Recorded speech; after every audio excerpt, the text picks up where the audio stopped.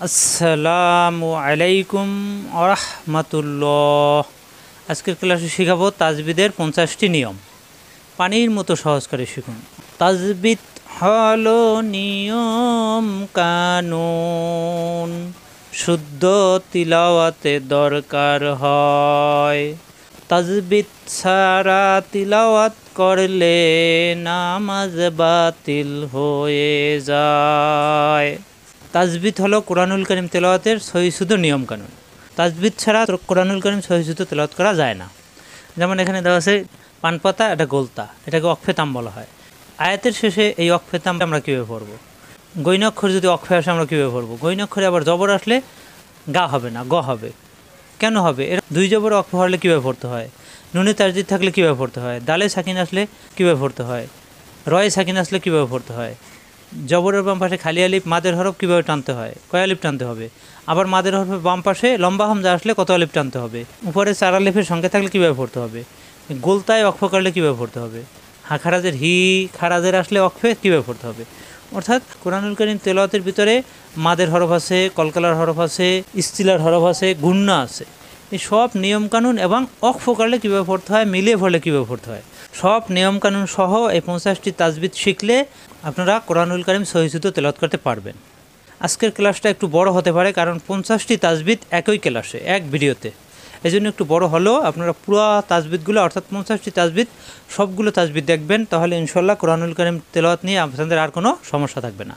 অন্য মুসলিম ভাই বোনেরা যাতে 50টি তাজবিদ শিখে কোরআনুল কারীমের সব নিয়মকানুন শিখতে পারে, সেই জন্য ভিডিওতে একটি লাইক দিয়ে সাবস্ক্রাইব করে আমাদের সাথেই থাকবেন।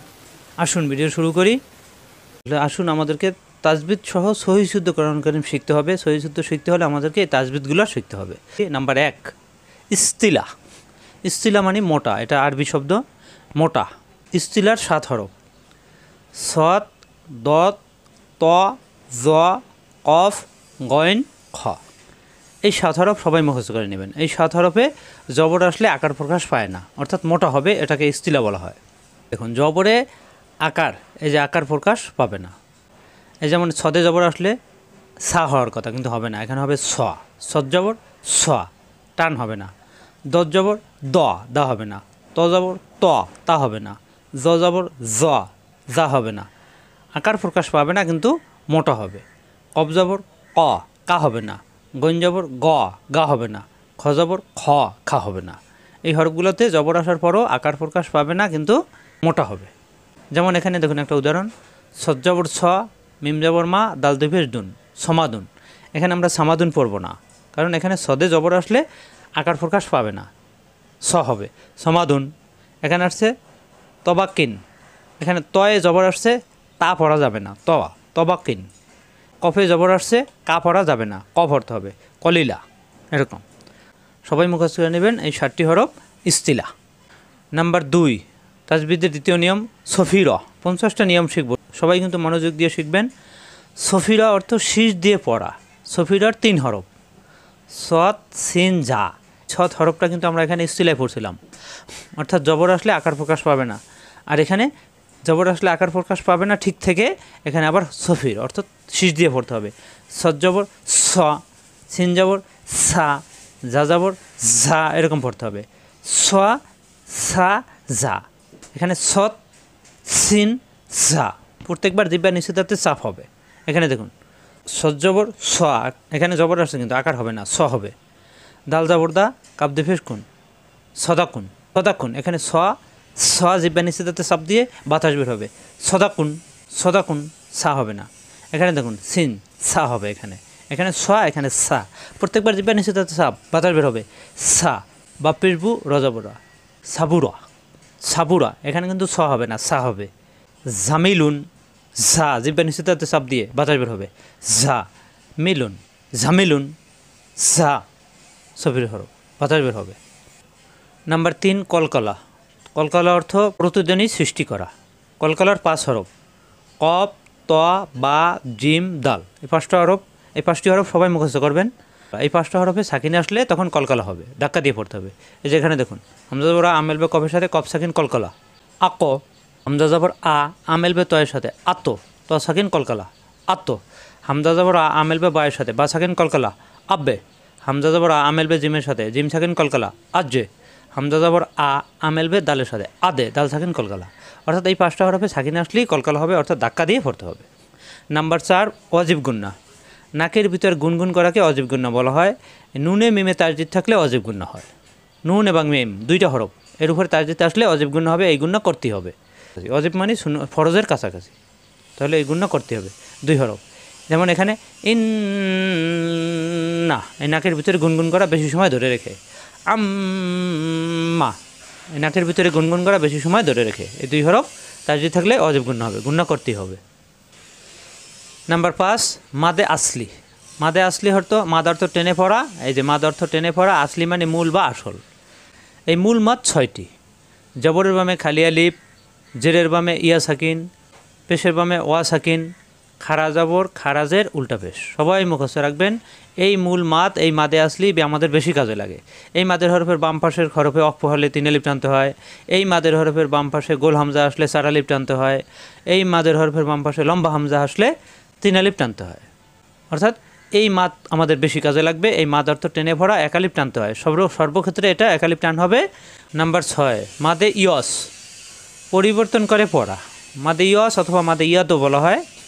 এই 2 জবরে অক্ফ হলে মনে মনে 1 জবর বাদ দিয়ে 1 আলিফ টানতে হয়, এটাকে বলা হয় পরিবর্তন করে পড়া। 2 জবর অক্ফে আসলে, এই যে থামলে 2 জবরে অক্ফ হলে 1 আলিফ টানতে হয়। এখানে 2 জবরে যদি আমি অক্ফ করি তাহলে 1 জবর বাদ দিয়ে 1 আলিফ টানতে হবে। যেমন এখানে দেখুন, তজের তুই, বা আলিফ জবর বা 1 আলিফ টান, তুই বা, এটা কিন্তু মাদে আসলি 1 আলিফ টান। কফ 2 জবর কন, তুই বা কন, এখানে আসছে অক্ফের সংকেত, অক্ফেতাম। এখানে অক্ফ করলে 2 জবর অক্ফ হলে 1 জবর বাদ দিয়ে 1 আলিফ টানতে হবে। তুই বা ক, তখন কা হবে না, ক 1 আলিফ টান হবে। তুই বা ক। আহাদান, এখানে অক্ফ হলে আহাদা, আহাদা 2 জবর অক্ফ হলে 1 জবর বাদ দিয়ে 1 আলিফ টানতে হবে, এটাকে মাদে ইয়দ বলা হয়। নম্বর 7 অক্ফেতাম। এই যে পান পাতা আর এটা সৈন্যর মতো দেখা যায়, এই 2টা শব্দ অক্ফেতাম। এই গোল চিহ্ন পান পাতা দম না ফেলে পড়া যাবে না, এরকম সংকেত পেলে আয়াতের শেষে সেখানে অক্ফ করতে হবে, অর্থাৎ থামতে হবে। যেমন এখানে দেওয়া আছে নুন আলিফ জবর না, র 2 জবর রন, না রন, এখানে আসছে অক্ফেতাম, এই যে থামার সংকেত। এখানে এটাও আসতে পারে, এটাও আসতে পারে, যে সংকেতটাই আসুক এটা অক্ফেতাম, এখানে থামতে হবে। থামলে 2 জবরে অক্ফ হলে 1 জবর বাদ দিয়ে 1 আলিফ টানতে হবে। না র, না র, এই না মাদে আসলি, অর্থাৎ মাদের হরফ 1 আলিফ টান, আর এখানে অক্ফ হওয়ার কারণে মাদে ইয়ত 1 জবর বাদ দিয়ে 1 আলিফ টানতে হবে, না র। নাম্বার 8 হায়ে জমির, খারাজের উল্টা ফেস, এটাকে হায়ে জমির বলে। অর্থাৎ হায়ের নিচে খারাজের, হায়ের উপরে উল্টা ফেস থাকলে এটাকে হায়ে জমির বলা হয়।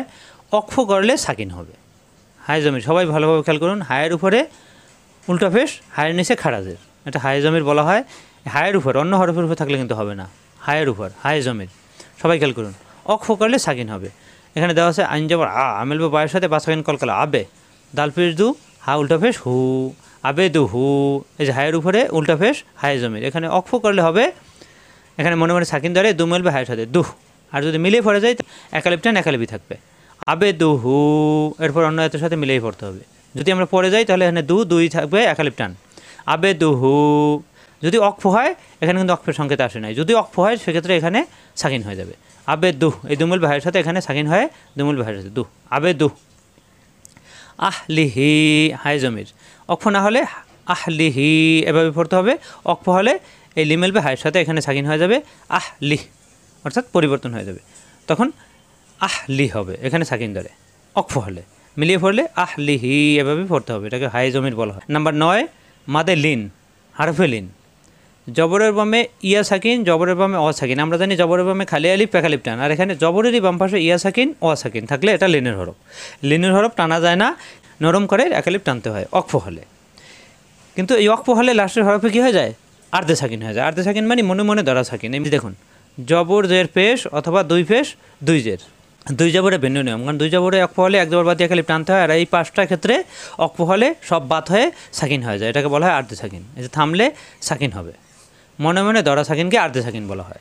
এখানে দেখুন লাম জবর লা, লামেল বিয়ের সাথে লাই, লাম দুই যে লিন, লাই লিন। এখানে আসছে জবরের বামে খালি ইয়া, লিনের হরফ।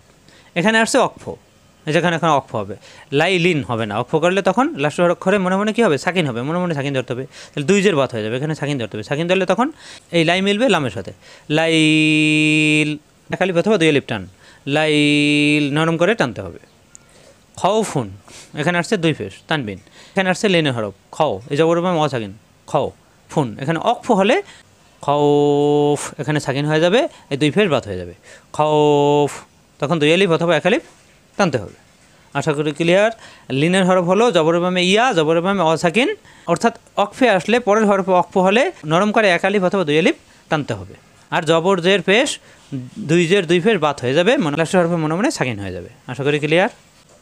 10 নম্বর অক্ফে লাজিম, অর্থাৎ আমরা যে কোরআনুল কারীমের আজকের ক্লাসটা করতেছি তাজবিদের 50টা নিয়ম, এই 50টা নিয়মের ভিতরে পড়া সুন্দর করার যে নিয়মকানুন আছে তার ভিতরে আবার অক্ফের নিয়মগুলো আছে। অর্থাৎ অক্ফ করলে বা থামলে আমরা কীভাবে পড়বো এগুলো কিন্তু, এই থামার সংকেতগুলো বা অক্ফের সংকেতগুলো কিন্তু আমরা চিনি না। আজকের ক্লাসটা করলে এগুলো আপনারা পুরোপুরি চিনতে পারতেছি। সবাই মনোযোগ দিয়ে ক্লাস করবেন। অক্ফে লাজিম, এই থামার জায়গায় অক্ফে তাম, এই শূন্য এর উপরে আসছে মিম, এই মিম অক্ষরকে অক্ফে লাজিম বলা হয়। অক্ফে লাজিম যেখানে আসবে সেখানে অক্ফ করতে হবে, অর্থাৎ আয়াত পড়তে পড়তে আমরা যদি এরকম মিম অক্ষর পাই তখন সেটা অক্ফে লাজিম, সেখানে অক্ফ করতে হবে। দম না ফেলে আর কিছুতেই পড়া যাবে না, অর্থাৎ সামনের দিকে পড়ে যাওয়া যাবে না, এখানে অক্ফ করতে হবে। এখানে দেওয়া আছে মাও তাজেতি মাওতি, এখানে আমরা অক্ফ করবো। অক্ফ করলে কীভাবে পড়বো, এই জবরের বামে অসাকিন লিনের হরফ মাওত, এখানে সাকিন হয়ে যাবে, এই জের বাতে এখানে সাকিন হয়ে যাবে মাওত, দুই আলিফ টান। আশা করি বুঝতে পারছেন। মিম অক্ষর অক্ফে লাজিম, অক্ফ না করে আর পড়া যাবে না, এখানে অক্ফ করতেই হবে। নাম্বার 11 মাদে আরদি। আরদি অর্থ অস্থায়ী সাকিন, এই যে সাকিন অস্থায়ী সাকিন। আর মাদের হরফের পরের হরফে থামলে 3 আলিফ টান। এই যে দেখুন রজবর র এরা হবে না, হাজের হি হিমেল বিয়ার সাথে হি, জেরের বাম ইয়া সাকিন। মাদে আসলি চিনতে হবে, মাদে আসলি হলো 6টি। কী কী? জবর বামে খালি আলিফ, জেরের বামে ইয়া সাকিন, পেশের বামে অসাকিন, খাড়া জবর, খাড়াজের উল্টা পেশ, এই 6টা মূলমাদ চিনতে হবে। মূলমাদের পরের হরফে অক্ফ হলে মাদে আরদি হবে। তাহলে এখানে আছে জেরের বামে ইয়া সাকিন, এক আলিফ টান মাদের হরফ, রহি মিম জের মি রহিমি, এখানে অক্ফ হলে এখানে মনে মনে সাকিন হয়ে যাবে, লাস্টের হরফে সাকিন হলে তখন এইখানে এক আলিফ টান 3 আলিফ টান হয়ে যাবে, এটাকে বলা হয় মাদে আরদি। রহিম হিসাবা, এই যে দেখুন হিসা এক আলিফ টান, এখানে অক্ফ হবে হিসাবা, এখানে অক্ফ হলে এক আলিফ টান 3 আলিফ টান হয়ে যাবে, লাস্টের অক্ষরে সাকিন হয়ে যাবে, এটাকে বলা হয় মাদে আরদি। এখানে 3 আলিফ টান হয়ে যাবে হিসাব, বা সাকিন আবার কলকলা হয়ে যাবে। আশা করি বুঝতে পারছেন। মাদের হরফের পরে হরফ অক্ফ হলে মাদে আরদি 3 আলিফ টান হয়ে যাবে। নাম্বার 12 অক্ফে মুতাল্লাক। এই যে ত অক্ষরটা অক্ফে মুতাল্লাক, আয়াতের শেষে ত অক্ষর পেলে এটাকে আমরা বুঝবো এটা অক্ফে মুতাল্লাক। এখানে অক্ফ করা যাবে, অক্ফ করা ভালো, আবার মিলিয়েও পড়া যাবে, কিন্তু অক্ফ করাটা উত্তম। অক্ফে মুতাল্লাক দম ফেলতে হবে। অজবর অমিলবে নুনের সাথে নুনে তাজদিদ অজিব গুন্না, ওয়ান পরে নুনে জবর বাম পাশে খালি আলিফ এক আলিফ টান, ওয়ান না সিনজের সি ওয়ান না সি, এখানে যদি অক্ফ করি তাহলে না এক আলিফ টান, নাস 3 আলিফ টান হয়ে যাবে, এখানে সাকিন হয়ে যাবে, মাদে আরদি হয়ে যাবে অক্ফ করলে। আর অক্ফ না করে মিলিয়ে পড়লে তখন ওয়ান নাসি, এরপর পরের আয়াতের সাথে মিলাতে হবে। এখানে দম ফেলতে হবে, দম ফেলাটাই উত্তম। তাহলে দম ফেললে আমরা এক আলিফ টান 3 আলিফ টান দেবো, ওয়ান নাস। আশা করি ক্লিয়ার। নাম্বার 13 মাদে মুনফাসিল। মাদে মুনফাসিল 3 আলিফ টান, উপরের বক্ররেখাটা এটা হলো মাদে মুনফাসিল। আর এখানে দেখুন নামালিফ জবর লা, মাদের হরফ এক আলিফ টান। এই মাদে মুত্তাসিল মুনফাসিল চিনতে হলে আমাদের কিন্তু মাদের হরফ চিনতে হবে। মাদের হরফ কয়টি? মাদে আসলি 6টি। জবরের বামে খালি আলিফ, জেরের বামে ইয়া সাকিন, পেশের বামে ওয়া সাকিন, খাড়া জবর, খাড়াজের উল্টা পেশ। এই মাদের হরফের বাম পাশে লম্বা হামজা, অর্থাৎ আলিফে হরকত আসলে লম্বা হামজা, আর হামজায় হরকত আসলে গোল হামজা। এখানে আসছে লম্বা হামজা, এখানে 3 আলিফ টানতে হবে। লা ইলাহা, এখানে কিন্তু 3 আলিফের সংকেত এই বক্ররেখা দেওয়া নাই, তারপর এখানে টানতে হবে। এখানে দেওয়া থাকবে অনেক জায়গায়, অনেক জায়গায় দেওয়া থাকবে না, কিন্তু আমাদের মূল নিয়ম হলো মাদের হরফের বাম পাশে লম্বা হামজা আসলেই 3 আলিফ টানতে হবে মাদের হরফকে। লা ইলাহা কেন টানলাম? এটা মাদে মুনফাসিল, মাদের হরফের বাম পাশে লম্বা হামজা আসছে। নাম্বার 14 মাদে সিলা তবেই ল। এই যে দেখুন এখানেও 3 আলিফ টান, একই নিয়ম, 3 আলিফ টানতে হবে। ইন্নালাহু আবা, ইন্না অজিব গুন্না, লাহু উল্টা ফেস, এই উল্টা ফেসের বাম পাশে লম্বা হামজা আসছে। এই যে লম্বা হামজা আসছে, লম্বা হামজা আসা এটা 3 আলিফ টান হবে। এখানে 1 আলিফ টান 3 আলিফ টান হবে। আবা দুই জবর অক্ফ হলে এক জবর বাদ দিয়ে একালিপ টানতে হবে। এখানে আছে অক্ফে রুকু, আইন অক্ষর অক্ফে রুকু, এখানে দম ফেলতে হবে। তো দম ফেললে আবা দুই জবরে অক্ফ হলে এক জবর বাদ দিয়ে একালিপ টানতে হবে। ইন্নালাহু আবা, এখানে একালিপ টান, তিন আলিপ টানলাম। কেন টানলাম? এখানে মাদের হরফের পরের হরফ আসছে লম্বা হামজা, এই জন্য মাদে মুত্তাসিল অথবা মাদে সিলা তবিলা একই নিয়ম, নাম ভিন্ন। আশা করি বুঝতে পারছেন। নাম্বার 15 অক্ফে রুকু। আমরা পিছনেও কিন্তু পড়ে আসছিলাম, এই যে অক্ফে রুকু যদি আয়াতের শেষে থাকে সেখানে অক্ফ করতেই হবে। এখানে দেওয়া আছে ইন্নালাহু আবা, দুই জবর অক্ফ হলে এক জবর বাদ দিয়ে একালিপ টান। এখানে আইন অক্ষর আসছে, এখানে অক্ফে রুকু অক্ফ করতে হবে। অক্ফে রুকু আইন অক্ষর অক্ফে রুকু, দম না ফেলে পড়া যাবে না, এখানে দম ফেলতেই হবে আয়াতের শেষে আইন অক্ষর আসলে। এখানে দেওয়া আছে আজ ওয়া জান, এখানে আসছে আইন অক্ষর অক্ফে রুকু, এখানে অক্ফ করতে হবে। অক্ফ করলে তখন দুই জবরে অক্ফ হলে এক জবর বাদ দিয়ে একালিপ টানতে হবে। আজ ওয়া যা, আজ ওয়া যা। নাম্বার 16 মাদে মুত্তাসিল, চার আলিপ টান, চার আলিপ টানতে হবে। জিম আলিফ জবর যা। এই মাদে মুত্তাসিল মুনফাসিল চিনতে হলে মাদের হরফ 6টা মুখস্থ থাকতে হবে। জবরের বামে খালি আলিফ, জেরের বামে ইয়া সাকিন, পেশের বামে ওয়া সাকিন, খাড়া জবর, খাড়াজের উল্টা পেশ। এই 6টা মাদের পরে গোল হামজা আসলে চার আলিপ টান, লম্বা হামজা আসলে তিন আলিপ টানতে হয়। তিন আলিপ হলো বক্ররেখা, আর চার আলিপ মোটা দাগ। এখানে আসছে জিম আলিফ জবর যা, মাদের হরফ এক আলিপ টান, এর বাম পাশে গোল হামজা আসায় চার আলিপ টান হবে। যা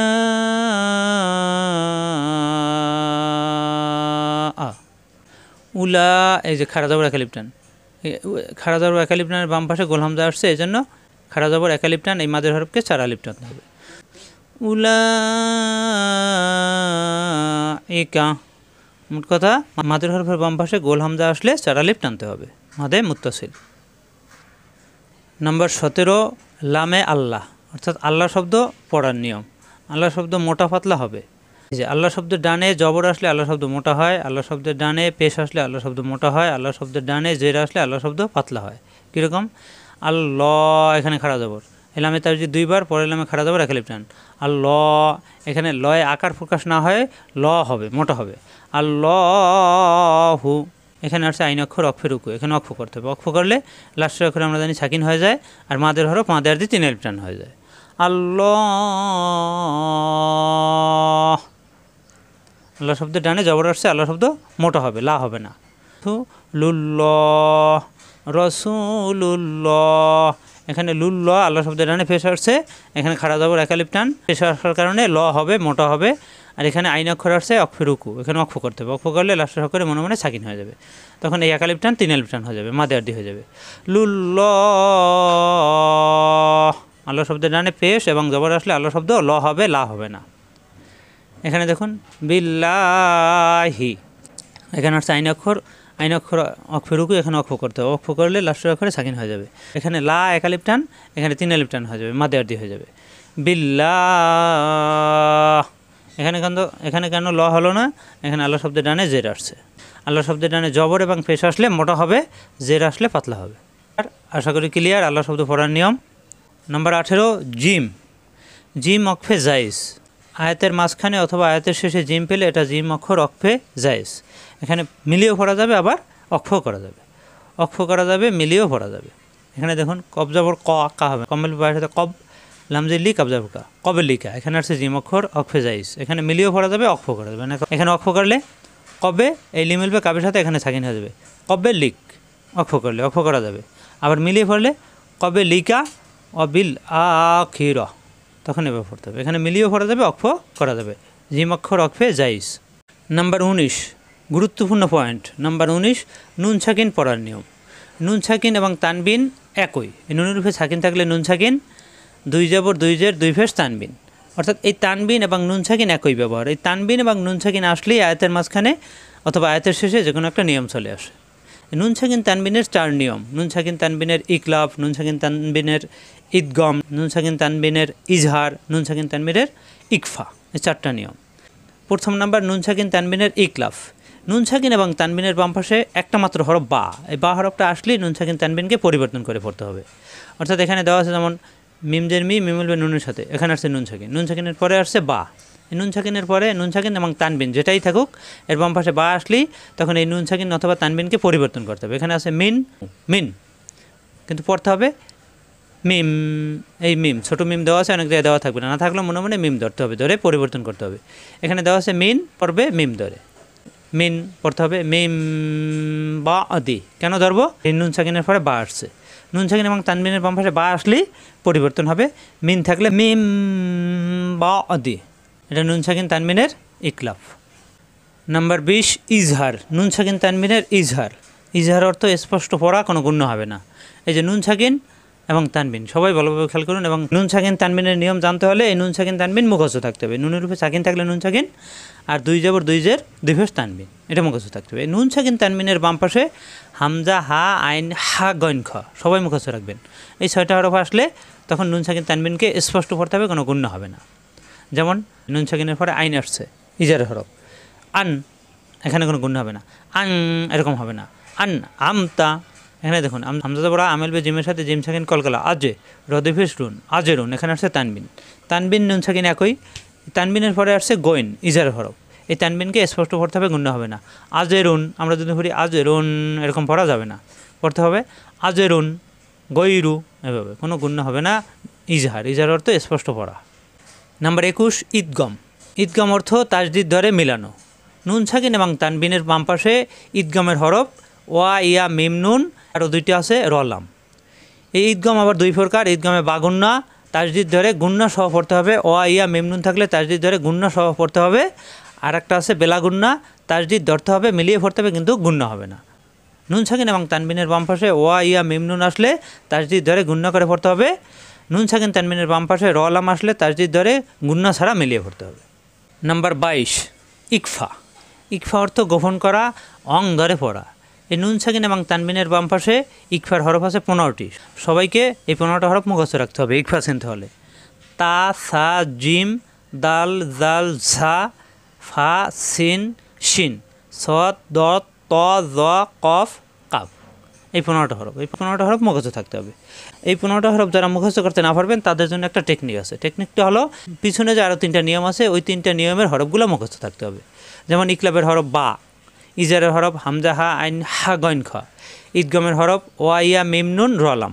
এই কটা যদি মুখস্থ থাকে তাহলে ইকফার হরফ মুখস্থ না থাকলেও আপনারা বুঝতে পারবেন যে ওই নিয়মের হরফ না থাকলে তখন বুঝতে পারবেন যে এটা ইকফার হরফ। ইকফার হরফ আসলে তখন অনেশ্বর ধরে পড়তে হবে, এটা গোপন গুণা বলা হয়। এখানে দেখুন হামজা বড়া আমেল বে নুনের সাথে আন, তাজা বর্তা, আন্তা, এখানে আসছে আন্তা, কিন্তু এখানে নুন সাকিনের পরে কী আসছে? তা। তাটা কিসের হরফ আমরা কীভাবে বুঝবো? আমরা ফলো করবো পিছনে। পিছনে ইকলাবের হরফ বা নাই, ইজারের হরফ হামজা, হা, আইন, হা, গইন, খ তাও নাই নুন সাকিনের পরে। ঈদগমের হরফ ওয়া, ইয়া, মিম, নুন, রলাম তাও নাই। যখন এই 3টে নিয়মের হরফ নাই তখন আমরা নিশ্চিত বুঝবো এটা ইকফার হরফ। ইকফার হরফ আসলে তখন এই নুন সাকিনকে অনেশ্বরের মতো গুণ করতে হবে। এখানে দেওয়া আছে হামজা বড়া আমেল বে নুনের সাথে আন, দেওয়া আছে আন, হবে আং, অনেশ্বরের মতো, আং তা। নাম্বার 23 সিফাতে সাদিদা, অর্থ শক্ত করে পড়া। সিফাতে সাদিদা, যেমন এখানে তাজাবর তা, তামেলবে হামজার সাথে, ত, হামজায় সাকিন আসলে শক্ত, ত, হামজায় সাকিন শক্ত, মিমপেশ মু, মুমেলবে হামজার সাথে, মো, এরকম উপরে হামজা, নিচে ওয়া, ইয়া থাকলে উপরে হরফটা পড়তে হয়, এখানে হামজা পড়তে হবে, হামজায় সাকিন শক্ত পড়তে হবে, মো, ত, মুক, মেনুন, হামজায় সাকিন থাকলে শক্ত করতে হবে, এটাকে বলা হয় সিফাতে সাদিদা। নাম্বার 24 গোলতা। তায়ে দম ফেলিলে আর্ধে সাকিন হয়ে যায়। এই গোলতা, এটা সবাই খেয়াল করুন, এটা অরিজিনালি হরফ হলো হা, এর উপরে 2 নক্তা দেওয়া, এটা গোলতা হয়ে গেছে। হা এই উপরে সাকিন হয়ে যাবে, যদি অক্ফ হয় তখন সাকিন হয়ে যাবে, হাই সাকিন হয়ে যাবে। জিম জাবর দা, যা মিলবে নুনের সাথে নুনে তাজদিদ অযোগ বন্যা, জান পরে নুনে যাব না, জান্নাত তাজিরতি, জান্নাতি, এখানে আসছে অক্ফ, এখানে আসছে ঝা, এই ঝা অক্ষর অক্ষে মুজাওয়াজ, এখানে অক্ষ না করে মিলিয়ে পড়া উত্তম। যদি আমরা অক্ষ করি সেক্ষেত্রে এই গোলতা তার নিজের রূপ হা হয়ে যাবে, হা হয়ে সাকিন হয়ে যাবে। জান না, এখানে নুন যাব না, এই না মিলবে হায়ের সাথে, না এখানে সাকিন হয়ে যাবে অক্ষ করলে। আর মিলিয়ে পড়লে জান্নাতি, এরপর অন্য আয়াতের সাথে মিলাতে হবে। অক্ষে মুজাওয়াজ, এখানে অক্ষ না করে মিলিয়ে পড়া উত্তম। লুমাজা তিন, লুমাজা তিন, তাদের 3, এখানে আসছে অক্ষ, এখানে অক্ষ করলে এই গোলতায় অক্ষ হলে জামেল বা হায়ের সাথে, এই গোলতা তার নিজেরও হা হা হয়ে যাবে, এখানে সাকিন হয়ে যাবে জামেল বা হায়ের সাথে, জাহ, লুমাজ জাহ, লুমাজ জাহ, গোলতায় দম ফেলিলে আর্ধে সাকিন হয়ে যায় আর তার নিজের রূপ হা হা হয়ে যায়। নাম্বার 25 ঝা অক্ষে মুজাওয়াজ, ঝা মিলিয়ে পড়া উত্তম। অক্ষে যা আসলে মিলিয়ে পড়া উত্তম। এই যে আমরা পিছনে পড়ছি, ঝা অক্ষে আসলে মিলিয়ে পড়া উত্তম।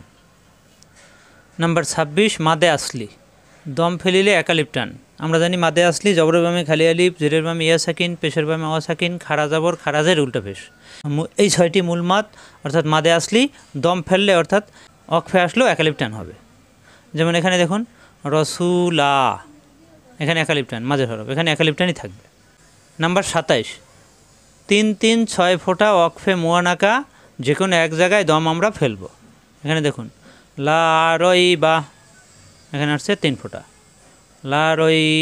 এখানে যদি আমরা অক্ষ করি এই রমেল বিয়ার সাথে রই বাজাবর বা রইবের জায়গায় হবে রই, রমেল বিয়ার সাথে রই, রই মিলবে বায়ের সাথে রইব, বা সাকিন কলকলা হয়ে যাবে লা রইব অক্ষ করলে। আর যদি অক্ষ করি এখানে, এখানে আবার অক্ষ করা যাবে না, কারণ পাশাপাশি 6 ফোঁটা অক্ষে মুয়ানাকা যে কোনো এক জায়গায় অক্ষ করতে হবে। ফি হি, তখন এখানে আবার ফি হি পরে অন্য আয়াতের সাথে মিলাতে হবে। অর্থাৎ পাশাপাশি 6 ফোঁটা আসলে যে কোনো এক জায়গায় অক্ষ করতে হবে, 2 জায়গাতেই অক্ষ করা যাবে না। এখানে অক্ষ করলে এখানে অক্ষ করা যাবে না, এখানে না করলে এখানে করতে হবে। লা রাইবা ফি রাসূলা, এখানে যদি অক্ষ করি তারপরে এতে আবার অক্ষ করা যাবে না। আশা করি বুঝতে পারছেন। পাশাপাশি 6 ফোঁটা অক্ষে মুয়ানাকা, 3 3 6 ফোঁটা অক্ষে মুয়ানাকা। নাম্বার 28 হায়ে জমির, দম ফেলিলে আর্ধে সাকিন হবে। যেমন শব্দের শেষে হতে হবে, হায়ের নিচে খারাজের, হায়ের উপরে উল্টা পেশ, এটাকে হায়ে জমির বলা হয়। অক্ষ করলে তখন হায়ে সাকিন হয়ে যাবে। নাম্বার 29 লা অক্ষে আলাইহি, থামা যাবে না।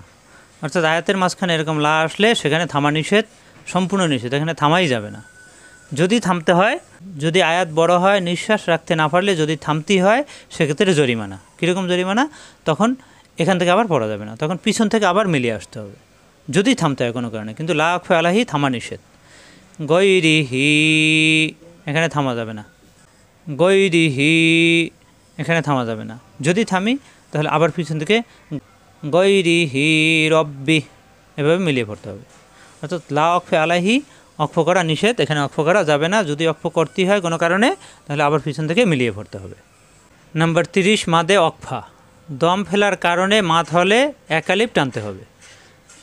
ইল্লা হুয়া, এখানে আসছে ইল্লা হুয়া, এখানে যদি আমরা অক্ষ করি অর্থাৎ দম ফেলি, এই দম ফেলার কারণে এখানে লাস্টের হরফে কী হয়ে যাবে? সাকিন হয়ে যাবে। সাকিন হলে পেশের বামে অসাকিন একালিপ টান হয়ে যাবে, মাত হয়ে যাবে। এই মাত হলে তখন একালিপ টানতে হবে, এই মাতকে বলা হয় মাদে অকফা।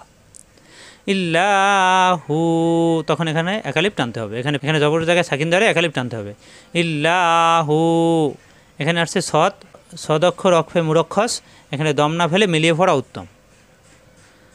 নাম্বার 31 অক্ষে মুরক্ষস, এই যে অক্ষে সদ, দম না ফেলে পড়া উত্তম, অর্থাৎ দম না ফেলে পড়ে যাওয়া উত্তম। রওয়া সিইউ, এখানে রওয়া সিইউ, এখানে যদি আমরা পড়ে যাই তাহলে সিইউ পরে অন্য আয়াতের সাথে মিলাতে হবে, পড়ে যাওয়াটা উত্তম। আর যদি অক্ষ করি সেক্ষেত্রে লাস্ট করে সাকিন হয়ে যাবে। তখন ইয়ায় সাকিন হলে জেরের বা মিয়া সাকিন একালিপ টান হবে, একালিপ টান হলে এটা মাত হয়ে যাবে, মাত হলে এটা মাদে অক্ষ হয়ে যাবে। তখন পড়তে হবে রওয়া সি, একালিপ টেনে পড়তে হবে, কিন্তু অক্ষ না করাই উত্তম, যেহেতু এখানে অক্ষে মুরক্ষাস আসছে, অক্ষ না করে মিলিয়ে যাওয়া উত্তম, মিলিয়ে পড়া উত্তম। নাম্বার 32 আলিফ জায়দা, আলিফের উপরে শূন্য থাকলে এটা আলিফ জায়দা, অতিরিক্ত আলিফ লেখায় থাকে পড়া যায় না, লেখায় থাকে পড়া যায় না। এই যে দেখুন সিনজাবর সা, লাম খারা যাব লা, সালা সিলা, এখানে কিন্তু সালা সিলা আমরা কিন্তু জবর খালি আলিফ থাকলে একালিফ টানি, কিন্তু এখানে একালিফ টান হবে না। কারণ কি? আলিফের উপরে আসছে আলিফ জায়দা অতিরিক্ত আলিফ, এই অতিরিক্ত আলিফ লেখায় থাকে পড়া যায় না, এখানে একালিফ টান হবে না। সালা সিলা কোনো টান হবে না, সালা সিলা। যদি অক্ষে আসে, অক্ষে আমর আসে, অর্থাৎ অক্ষ করতে হবে, এরকম জায়গায় আসলে তখন অক্ষের জায়গায় আসলে একালিফ টানতে হয়, সালা সিলা, তখন একালিফ টানতে হবে। কিন্তু শব্দের শুরুতে বা মাঝখানে থাকলে আলিফ জায়দা পড়া যাবে না, লেখায় থাকবে পড়া যাবে না, এটা অতিরিক্ত আলিফ। এই শূন্য থাকলে আলিফ জায়দা পড়া যাবে না। এখানে দেখুন হামজা যাব নুন আলিফ যাব না, আনা, এরকম হামজা দিয়ে যদি আনা শব্দ থাকে তাহলে কোনো নিয়মকানুন নাই, যা আছে তাই পড়তে হবে। কিন্তু লম্বা হামজা দিয়ে, এই গোল হামজা দিয়ে আসলে কোনো নিয়মকানুন নাই, কিন্তু লম্বা হামজা দিয়ে আনা শব্দ আসলে তখন নিয়মকানুন আছে। ওলা আনা, এই লম্বা হামজা দিয়ে আনা শব্দ আসলে এই আনা শব্দ টানা যায় না, কিন্তু কোরআনুল কারিমে 4টা শব্দে আনা টানা যায় এই লম্বা হামজা দিয়ে আসলে। আনা বা, আনা বু, আনা মিলা, আনা সিয়া, এই 4টা শব্দ কোরআনুল কারীমে এই লম্বা হামজা দিয়ে আনা থাকলে আনা একালিফ টানা যায়, এছাড়া অন্য কোথাও আনা শব্দ টানা যায় না। আনা টানা মানা, 4 আনা টানা, এই 4 আনা টানা যাবে। আশা করি বুঝতে পারছেন। নম্বর 33, আলিফ জায়দায় অক্ফ, থামলে একালিফ টান। আলিফ জায়দা অথবা আনা শব্দ অক্ফ করলে একালিফ টানতে হয়। এখানে দেখুন রসুলা, এখানে কিন্তু আলিফ জায়দা আসছে, সবাই খেয়াল করুন। এখানে কিন্তু অক্ফ, কফা, অক্ফের হুকুম, অক্ফে আমর, অক্ফের হুকুম, এখানে অক্ফ করতে হবে। অক্ফের হুকুম যেহেতু আসছে অক্ফ করতেই হবে, তখন এখানে একালিফ টান হবে। রসুলা, তখন এখানে একালিফ টানতে হবে। রসুলা, সবাই খেয়াল করুন, এখানে কিন্তু আলিফ জায়দা আসছে, কিন্তু অক্ফের হুকুম আসার কারণে, অক্ফ করতে হবে এরকম আসার কারণে একালিফ টানতে হবে। নাম্বার 34, কফা, অক্ফে আমর, থামার হুকুম, থামতে হবে। অমা আনা, এই যে কফা আসছে, এখানে একালিফ টান হবে। এখানে কিন্তু আনা শব্দ, আমরা জানি আনা শব্দে আনা টানা মানা, 4 আনা টানা, আনার পরে বা বু মিলাসিয়া থাকলে টানতে হবে, এছাড়া টানা যাবে না। কিন্তু এখানে অক্ফে আসছে কফা, অক্ফে আমর, এখানে অক্ফের হুকুম, এখানে অক্ফ করতেই হবে। অক্ফ করলে তখন এই আনা শব্দ একালিফ টানতে হবে। অমা আনা। নাম্বার 35, মাদে ইবদাল, থামলে জবর থাকলে একালিফ টানতে হবে।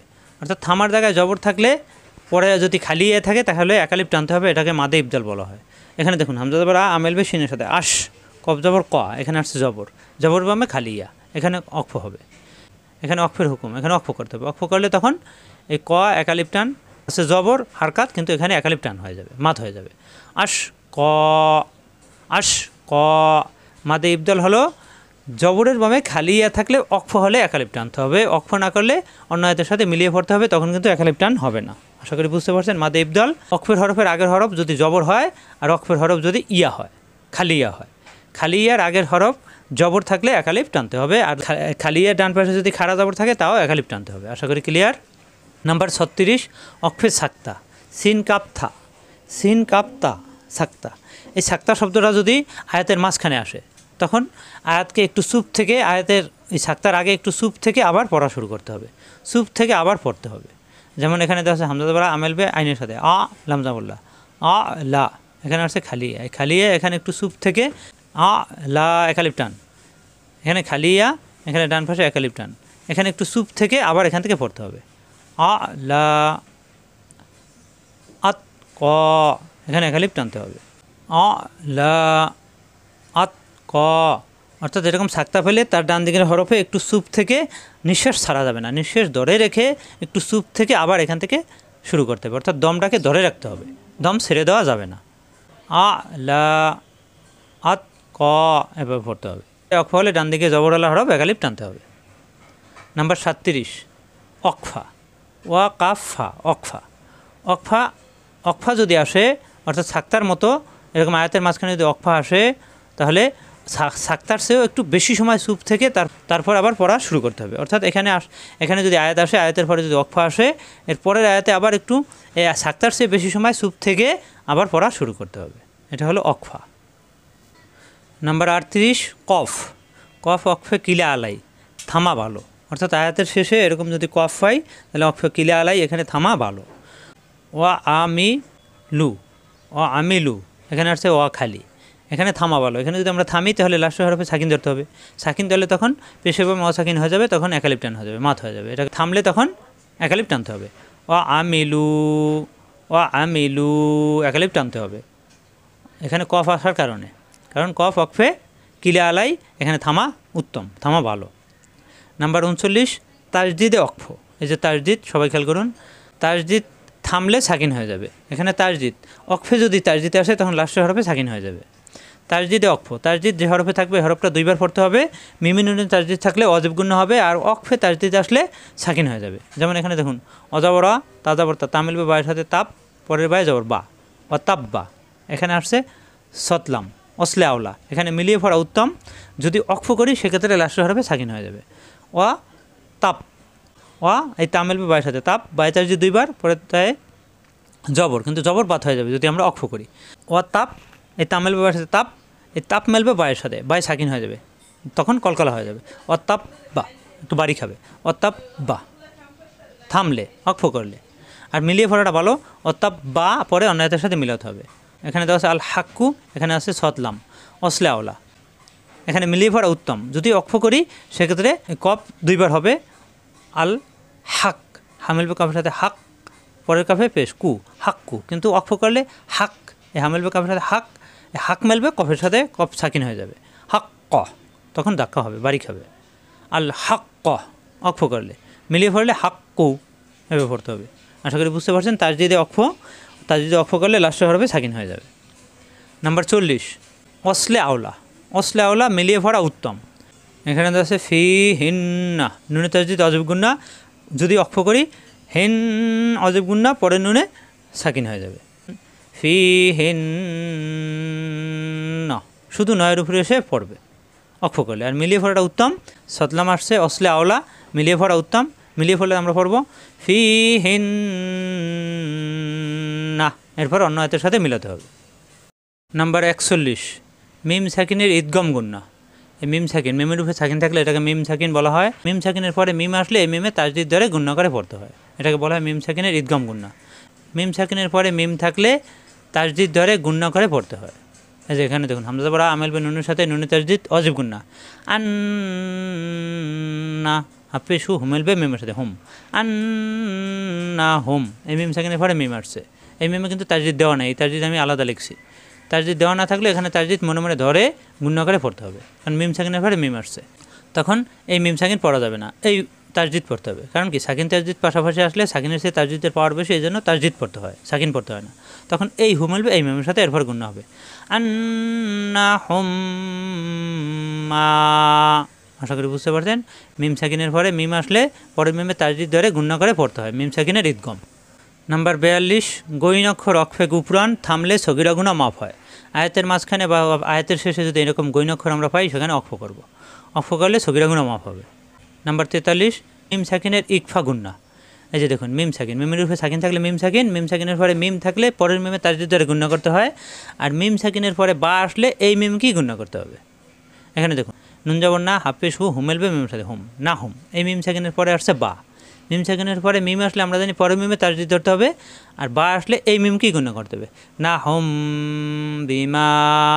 আর এখানে আসছে গৈন অক্ষর অক্ষে গুফরান, এখানে অক্ষ করলে সগিরা গুণা মাফ হয়, তাহলে এখানে আমরা অক্ষ করবো, অক্ষ করলে এখানে একালিপ টান হবে, না হোম বিমা, এখানে একালিপ টান হবে। নাম্বার 44 র হরফ পড়ার নিয়ম। রয়ে জবর আসলে র মোটা হবে, রয় পেশ আসলে র মোটা হবে, রয়ে সাকিন আসলে র সাকিন র মোটা হবে, আর রয়ে জের আসলে পাতলা হবে। হামজা বড়া আমেল বে রয়ের সাথে র সাকিন মোটা হয়ে যাবে, আর দজ্জের দি, জিবের গোড়ার কিনারা উপরে মারি যাতে গোড়া লাগবে, আর দি। রয়ে জবর আসলে র মোটা হবে, রা হবে না, কিন্তু রা হবে না, র মেলবে বায়ের সাথে রব, পরের বায়ে জের বি, কবজা বরকা রব্বিকা র মোটা, কবজা বরকা কমেলবে দালের সাথে কদেরি, এই রি কিন্তু পাতলা হবে, কদেরি, দাল সাকিন কলকলা আর রি পাতলা হবে। রয়ে জবর আসলে র মোটা, রয়ে পেশ আসলে র মোটা, রয়ে সাকিন আসলে র মোটা, জের আসলে পাতলা, কদেরি। আশা করি ক্লিয়ার। নাম্বার 45 এই যে নুনের নিচে জের ছোট নুন, এই ছোট নুনকে নুনে কুদনি বলা হয়। নুনে কুদনি থামলে পড়তে হবে না, মিলিয়ে পড়লে নুনে জের ধরে পড়তে হবে। এখানে দেখুন হামজা বড়া হাজার হা দাল দুই ফেস দুন আহাদুন, এখানে তানবিন। এখানে যদি আমরা অক্ষ করি তাহলে এখানে নুনে কুদনি দেওয়া আছে, কিন্তু নুনে কুদনি পড়তে হবে না, তখন পড়তে হবে আহাদে, লাস্ট হরফে সাকিন হয়ে যাবে, হ্যাঁ মিলবে দালের সাথে দাল সাকিন কলকাল হয়ে যাবে, আহাদে অক্ষ করলে তখন এখানে আল্লাহু, এখানে আলাদা আল্লাহু পড়তে হবে, এরপর অন্য আয়াতের সাথে মিলাতে হবে। কিন্তু দুই আয়াত যদি আমরা মিলিয়ে পড়ি সেক্ষেত্রে কী হবে, আহা দু, এখানে দুই ফেসের এক ফেস থাকবে, আহা দু, নুনজের নি মিলবে এই লামের সাথে, তখন এই আলিফ করা যাবে না, আহাদুনিল্লাহু, এভাবে পড়তে হবে। যদি মিলিয়ে পড়ি তখন নুনে কুদনি কাজে লাগবে, দুই হাত মিলিয়ে পড়তে, আর আলাদা আলাদা পড়লে নুনে কুদনি লেখা থাকবে, পড়া যাবে না। আশা করি ক্লিয়ার। নুনে কুদনি পড়ার নিয়ম, দুই হাত মিলিয়ে পড়তে নুনে কুদনি নুনে জের ধরে মিলিয়ে পড়তে হয়, এই তাজদিদের সাথে এসে নুন মিলবে, আহাদুনিল্লাহু এভাবে পড়তে হবে। নাম্বার 46 সদের উপর সিন পড়ার নিয়ম। কোরআনের 4 জায়গায় সদের উপর সিন পাওয়া যায়। সূরা গশিয়ার 22 নম্বর আয়াতে সদের উপরে সিন পাওয়া যায়, সূরা তুরের 37 নম্বর আয়াতে সদের উপরে সিন পাওয়া যায়, সূরা আরাফের 69 নম্বর আয়াতে সদের উপর সিন পাওয়া যায়, সূরা বাকারার 245 নম্বর আয়াতে সদের উপরে সিন পাওয়া যায়। কোরআনুল কারীম এই মোট এই 4টা সূরার 4টা আয়াতে সদের উপরে সিন পাওয়া যায়। সদের উপর সিন পেলে আমরা কীভাবে পড়ব? সূরা গশিয়ায় সদের উপরে সিন পেলে আমরা সদ ধরে পড়ব। এখানে দেওয়া আছে বি, এখানে সদ, এখানে সিন, আমরা কী ধরব? এখানে সদ ধরে পড়ব। বিমু সই, এই সদ্দাবর স, সৈতিরিন, বিমু সৈতিরিন, এভাবে পড়ব। সূরা তুরে সদের উপরে সিন আমরা কীভাবে পড়ব? সূরা তুরে 37 নম্বর আয়াতে সদের উপরে সিন আসলে আমরা সিন অথবা সদ যে কোনো একটা ধরে পড়তে পারবো। বিমু সৈতিরুন, বিমু সাইতিরুন, যে কোনো একটা ধরে পড়া যাবে। এখানে সূরা আরাফে সদের উপরে সিন আসলে আমরা সিন ধরে পড়ব। সিন ধরলে এখানে বাস, বাস ততান, বাস ততান। সূরা বাকারায় আমরা সিন ধরে পড়ব সদের উপরে সিন আসলে। অয়াব্বে সুতু, অয়াব্বে সুতু, সিন ধরে পড়ব, সুতু। আশা করি ক্লিয়ার। সদের উপরে সিন আসলে কীভাবে পড়তে হবে। নাম্বার 47, আয়াতের শুরুতে খালি আলিফ পড়ার নিয়ম। আয়াতের শুরুতে আমরা অনেক জায়গায় আয়াতের শুরুতে খালি আলিফ পাই, কিন্তু আমরা পড়ার নিয়ম সঠিকভাবে জানি না। কোন জায়গায় জবর ধরতে হবে, কোন জায়গায় জের ধরতে হবে, কোন জায়গায় পেশ ধরতে হবে, আমরা কিন্তু বুঝতে পারি না। অনেক সময় আমরা আনুমানিক জবর ধরে পড়ে যাই। এই যে খালি আলিফ, খালি আলিফের বামে লাম থাকলে জবর ধরতে হবে। এই যে খালি আলিফ, জবর ধরে পড়তে হবে, জবর ধরতে হবে। খালি আলিফে লাম না থাকলে তৃতীয় হরফ ফলো করতে হবে।